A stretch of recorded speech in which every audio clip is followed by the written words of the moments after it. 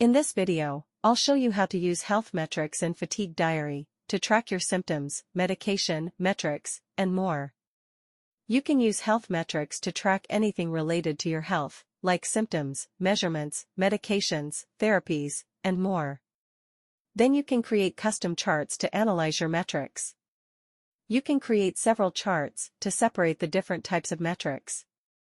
Click on the health icon in the app's navigation menu.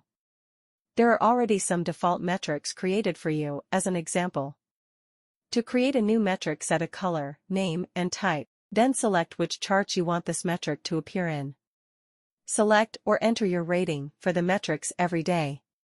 For example, for symptoms, enter the severity at the end of the day. Like with activities, you can edit, delete, and reorder metrics by clicking the edit icon. To analyze your metrics, go to the dashboard and look at the charts. Select different ranges and dates. To create your own charts for metrics, click on Edit Dashboard, create a new chart, name it, and select what metrics to display. If you have any questions, don't hesitate to contact me.